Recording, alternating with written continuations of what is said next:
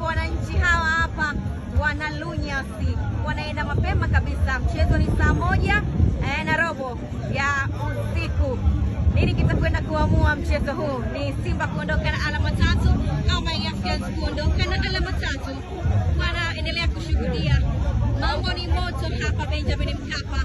Wana Simba nao hawapo nyuma, wako kamili gado kuhakikisha kwamba wanakwenda kumshuhudia mnyama akiondoka na alama 3, ama ni Mwananchi kuendeleza ubabe katika dimba hili la Benjamin Mkapa. Endelea kufurahia burudani kabambe ya soka kutokea hapa Benjamin Mkapa.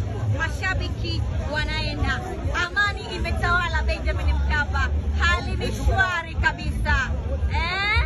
Mambo ni burudani, wananchi wanaringa kweli kweli, ndio wenyeji wa mchezo.